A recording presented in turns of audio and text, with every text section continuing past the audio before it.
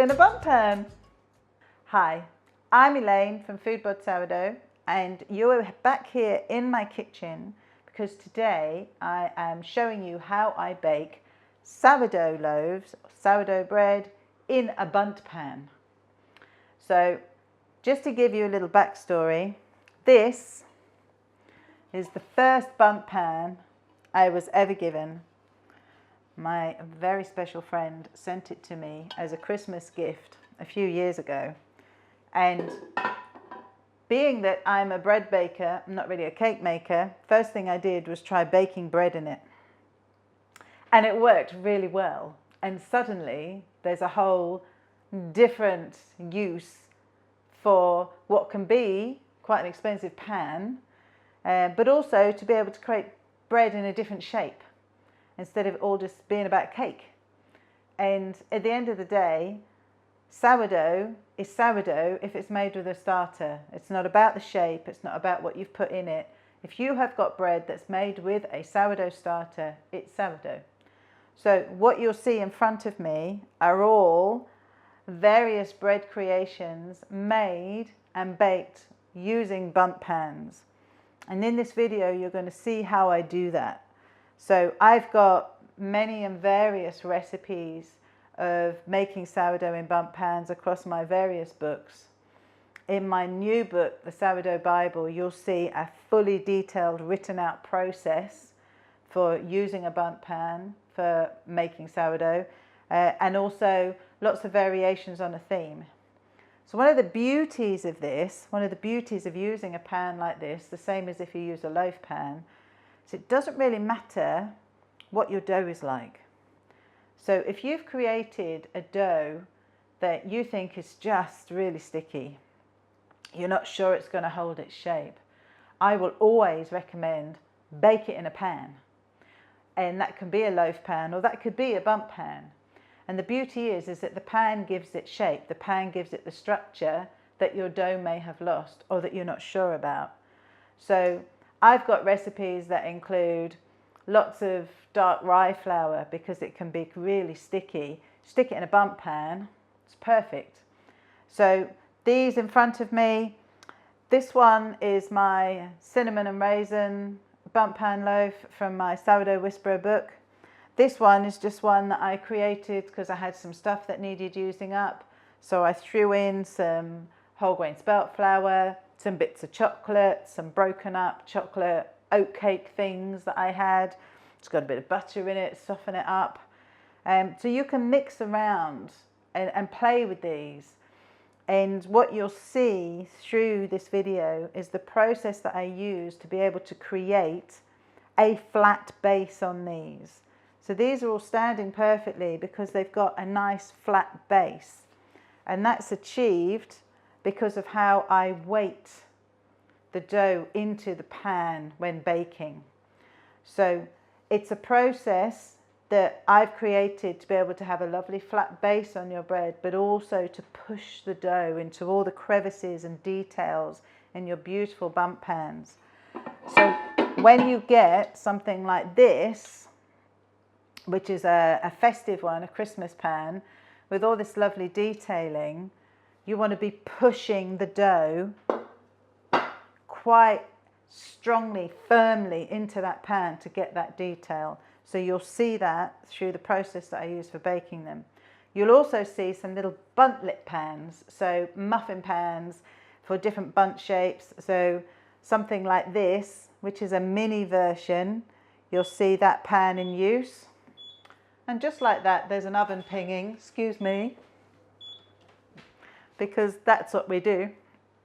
You'll also see these little skulls. So the pan used to bake these little skulls.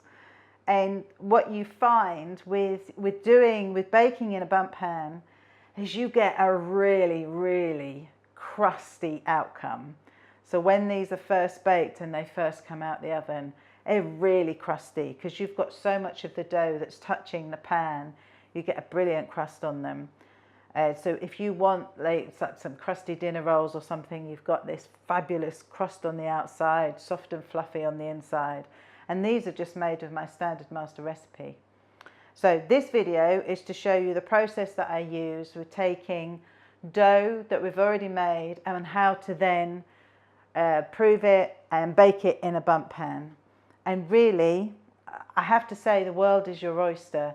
If you've got a Bundt pan lurking in your cupboard you don't use very much, or you want to use it a bit more, use it to bake some bread. And you'll see that I've used lots of different flours in these. I've got my big bag of Churchill's behind me. So again, whatever flours you've got, you can use these in so many different ways. So any mixes you fancy, bake it in a Bundt pan. Any ends of bags that you've got, stick it in a Bundt pan.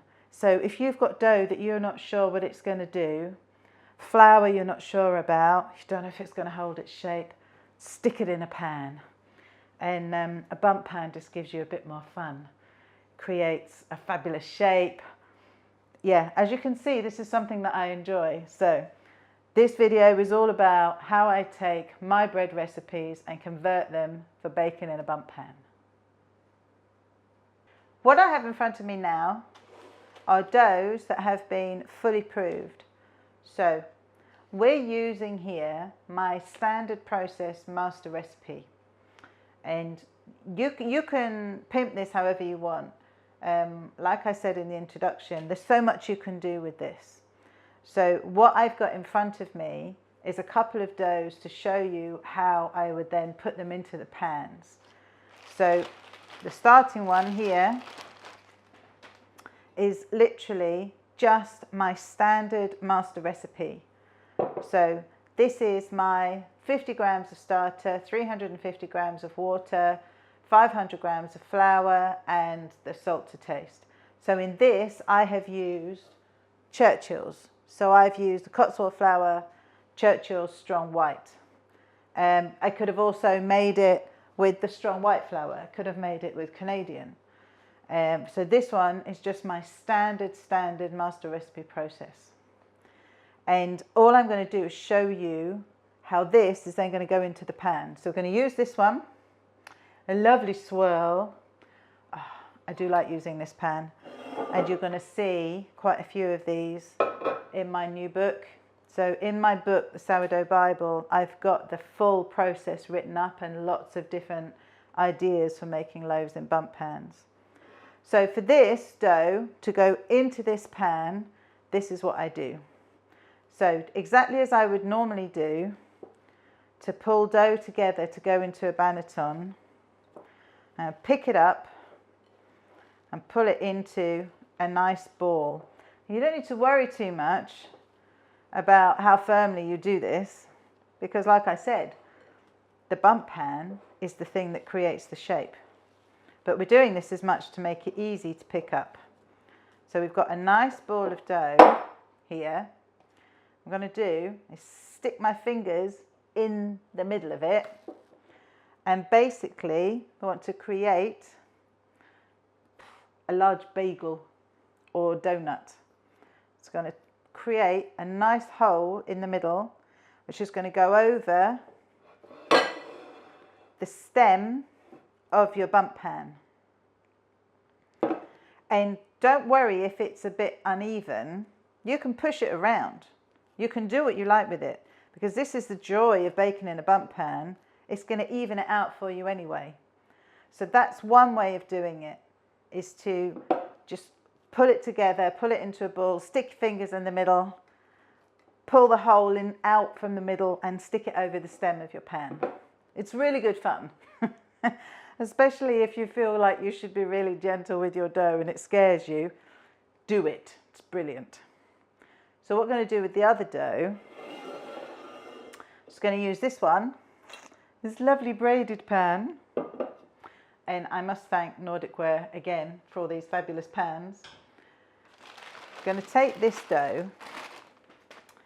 So this is a dough that I pretty much just threw together yesterday as something savoury, because I've done a lot of sweet things. So this has got a portion of whole grain or wholemeal spelt flour, a portion of dark rye flour, and the rest made up with all-purpose flour. So I've used some of the bags of flour you can see behind me. And then I've thrown in a bit of za'atar, which is a Mediterranean herb and spice mix. I've thrown in some dried barberries, which look a bit like tiny dried cranberries, but they've got a different, they're tartar, they're a different kind of flavour. And I've added a bit of olive oil just for the fun of it. Now with this, what I want to show you is you could do exactly the same as we've just done. You can pull it into your big donut, or if you've got a dough like this and maybe you used even more spelt flour or more rye flour and it's really sticky, you could literally just pick up chunks of it, drop it in the pan. Literally just fill your pan by pulling chunks of it together. And again, this is going to feel alien. It's going to go against everything you think, which is why James is looking at me funny. But you can just literally pull it together and dollop it in your pan. So at the moment it looks like nothing, but we're just going to keep going and put it all in, and as it proves, again, it's going to fill the space. As it bakes, it will fill the space and it will make the shape for you. So this is why I say, if you've got doughs that you're not too sure how they're going to perform, stick them in a pan, whether it's a loaf pan, a bundt pan, a muffin pan. They are the things that will give your dough shape if you think it's not going to have enough strength for it to hold its own shape when you turn it out. So we've now got a lovely set of dough in there. So as you can see, it's quite roughly done. And one of the beauties of doing this is if you've ever made a monkey bread, you can do that kind of thing. So you could easily be picking up handfuls and dollops of dough, dropping it in and putting some other things in. So I could have plonked some olives in there in between this. If you were doing something that was a sweeter one, you could be putting in handfuls of dough, dropping in some berries, dropping in some chocolate chips, another bit of dough, and you can just build it up because your bundt pan is going to give it the shape that you want at the end of the day. So that's a different way of doing it. So let me just clean my hands and I'll show you what we do with the smaller pan. So now that those doughs are in their pans, we're going to put shower caps back over them and put them to one side so they can prove again. Of course, what I forgot to say was that I have greased these pans beforehand. A lot of the pans will be non-stick, and you can go through the process of trying to trust that, or give them a spray with a very light oil or a cake release spray, which is what I'd done with mine beforehand.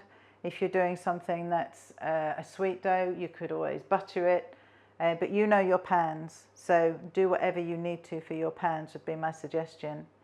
So let's move those to the side, and then what I want to show you is, so this is the little mini version of the bigger braided, gold braided pan that I've just used. So when it comes to using these little ones, definitely make sure that you oil it or do something with it. And they take a very small amount. So what I've discovered with mine is that they need 45 grams of dough in them. So I'm going to fill every single one, but just to show you the starting process. So the dough that I've got here is made with my enriched dough. So what we're going to do basically is create some little brioche rolls, because this is a version, it's my sourdough version of brioche. So I've got the scales in front of me, and I'm just going to pull off some dough. We've got,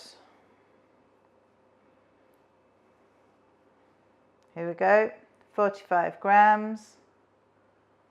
Stick them into the little holes.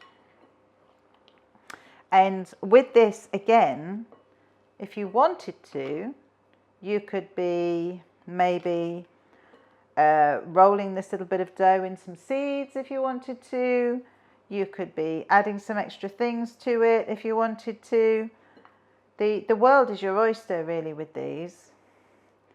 And just squish them into the wells of your muffin pan, because again, when we weight it down and bake it, you're going to get the nice little flat surface. Do you know what? I didn't weigh that one, did I? You're going to get the nice little flat surface. And look at that, it was pretty much almost there. So we're going to go through the process with all of this dough, and then when it comes to proving it, because we want it to prove again, you've got choices. So you can either layer the parchment paper over the top of it and put a pan over it to help it with its second prove, or if you've got a big plastic bag you want to put over it, you could do that. But we want to be pushing that dough into the muffin wells, the muffin holes in the pan, so that you create the shape. So the whole point is it's not just stopping us from having an uneven base of your bread, it's also because we want to push the bread into all the detail of those pans. So this is the other point about putting a weight on it. We want a flat surface, yes, but we want to see all the detail from the pans, these beautiful pans. So that's part of what the weight does. So I'm going to continue to fill these rest of the holes in this. I'm going to put some parchment paper over the top, a pan over it, and let them prove again. You could probably bake them pretty much straight off, which is what I've discovered with these things. But if you wanted to prove it again, or you wanted to bake it later on or the next day, you could just stick it in the fridge to do this part of the job. Same with the bigger pans. You can prove it as fast or as slowly as you want to. If you wanted to now wait and be able to bake one of these bigger ones tomorrow, you could just stick it in the fridge to do this second part of the proving. When it comes to baking it, bake it direct from the fridge in your cold start, exactly as you would with the other things, the other recipes of mine. And again, it would do exactly the same thing. So I'm going to keep filling this, and we're going to move on.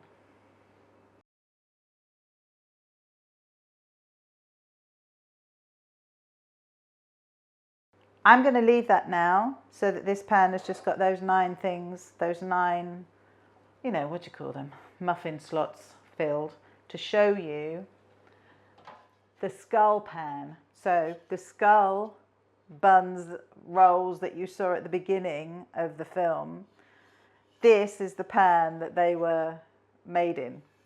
This is very cool. And as you might notice behind me, we are shooting this in October. We are coming up to Halloween. So this is very cool for Halloween. But also what you'll see in the next section is you'll see another bundt pan, another muffin tray that I used to show how I bake in these pans. So just to make it clear, so I'm not confusing people too much, because I don't have 2 of everything. So you'll see how these are baked. The process that I use in the next step will be exactly the same. So the bundt pan or the muffin pan that I'm using in the next step, I'm using exactly the same size of dough in these. So for these, and the pan I use in the next part of the video, for those, I fill them with 100 grams of dough because they're slightly bigger. So we've only got a little bit of dough left here just to show you. Same process, just going to drop 100 grams of the dough into this one, and exactly the same into the pan that I use in the next clip. Look at that, pretty much exactly. There was 200 grams left. And again, we'll leave that to prove, and we'll bake them in the same way as we do, as you'll see coming up. So in this little mini buntlet pan, it's 45 grams of dough. In the slightly bigger ones, it's 100 grams of dough. So I'm going to cover these to prove again, and what you'll see next is how we then bake them. So much as I've used some different pans, it's the same process. What I have in front of me now are the doughs that have been proving in our bundt pans. So this is the main full-size dough. in our nice spiral Bundt pan. And these are the enriched doughs in our little mini Bundt pan, Bundtlet pan, for want of a better word or a lovely word. What we're going to do now is bake them. So this is one of the key bits of this process. If you just put this as it is in the oven, it would bake and grow, and this would come up, and you'd end up with a rocky, uneven base. So the thing that I devised very early on when I started playing with baking in Bundt pans was how to produce a flat surface so that when we turn the loaf out, we're going to have a nice flat surface and be able to then serve the bread as we want it to, instead of it looking rocky or having to slice a bit off the bottom, which none of us want to do if we can help it. So I'm going to show you what I do. Before I do that, I also want to just make the point. You can see this dough is not even. It's not even in this pan. It's higher on one side than the other. The same with these in the little Bundtlet pans. You know, they're all a bit raggedy. And this is the thing for you to really not worry about, because as you bake it, all of that's going to disappear. You're going to end up with this lovely flat bottom. So what I do now then is give it some weight. So put some weight over the top so you're not going to end up with anything bursting. So you've got two choices. Can either use some parchment paper for the main Bundt pan, or, like I've used before, a cake tin liner. This is siliconized paper for this cake tin liner. I'm just going to open it out and put it over the top. So if we start with this one, we've got a liner. I'm going to put a baking tray over the top of that, and then you can either fill it with, these are ceramic baking beads, the kind of thing that you tend to get for baking blind baking pastry. If you don't have any of them, just use a heavy pan. So something that I often do is sit my clay baker on the top, because this is a heavy pan, a heavy pot, this baker, and this will help to weight down your tray. So if you didn't put any weight on it, the dough is strong enough that it would just grow up and push the pan off, and you'll still get that uneven surface. So if you've got something heavy like this, it's going to help keep it weighted. So this is the idea behind it. And because the clay baker is all going to go into the cold oven, doing what I always do, baking from a cold start, so you don't need to worry about the clay baker. So if you've got one of these and you tend to soak it before using it or anything like that, don't need to do any of that, because when you're starting and baking from a cold start, you warm the clay up at the same time as everything else so it doesn't crack. So this is a really good way of doing it. You've got to be careful when you take it out, because of course it's very hot. It's going to go in at 160 degrees centigrade fan, or 325 degrees Fahrenheit. So that's a fan assisted oven or convection, or it's 180 degrees centigrade, 350 degrees Fahrenheit in a conventional oven, so without a fan. And that will then go in from cold for an hour. And it sounds like a long time, but you've got a low heat, you've got a lot for it to cook through, and it works. So trust me on that one. I'm just going to put this one in the oven, and then I'll show you what we do with the Bundtlet pan. So the joy of using a cold oven, you don't need to worry about having to handle this into the oven. It's going to lift the whole thing, and it can be quite heavy, into the oven, turning the oven on up to its 160. I'm going to put the time on for an hour. Now it can be between 50 and 60 minutes typically. If you've got a lot of extras in your dough, if you filled it with a lot of extras, you definitely need that time. You need to be able to cook it all the way through. You may even decide when you take it out you want to give it a bit longer, but we'll come on to that one. So we're going to do the same thing with your little buntlet pan. So with this one, we're going to put some baking parchment paper over the top. It's paper I've used before because I recycle them all. We're going to put our tray over the top of that. And this bit gets a bit noisy. We're going to tip in the baking beads so that that's going to weight it down, and then that's going to go into the other oven because I have the two to bake this one, so exactly the same temperature, but with this one we'll just do it for 30 minutes. So let's put that one in.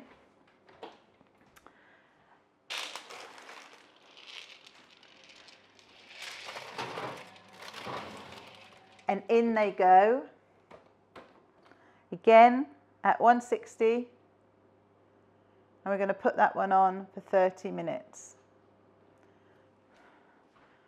So we'll come back and see how they bake. The oven has just beeped, so we're going to take out the mini bunts and then we'll bring out the bigger one. And you can probably hear Bob walking around the kitchen, as always. There's always Bob the dog getting into something. So we're going to take these ones out first. So this is our mini bunts. So keep in mind that the ceramic beads are going to be very hot for a while. Let them cool down before you do anything with them. Be very careful when you then put them back in the pot. It always worries me because there's always one that falls on the floor. I always think the dog's going to try and eat it and break his teeth on it. And here we go. Here is our little bundt rolls with their flat surface, and will be very easy to lift them out. Look at that. So what you can do now, sometimes when they come out of these pans, they might seem like they're a little bit pale. So you can very easily put them back in the oven just to brown a bit and give you that extra bit of crust. But what you can see is our very cute little bundt rolls. Aren't they sweet? They're very cool. So let's get all of this out the way so that we can bring out the bigger one, because we've timed it so you can see this well. So very carefully, because everything will be hot and it is heavy, and make sure you give that the chance to cool down. And here we have our, look at that. Look at that nice flat base. So this is the moment of truth, of course, for all bakers when you come to turn something out of a pan and hope that it works. So here is our standard master recipe sourdough loaf. So again, like with the little ones, sometimes when you turn them out the pan, it might look like it's a little bit anemic. So it is a little bit pale. So you can very easily put that back in the oven, which I'm going to do, like this, uncovered for 5 to 10 minutes to get some colour on it.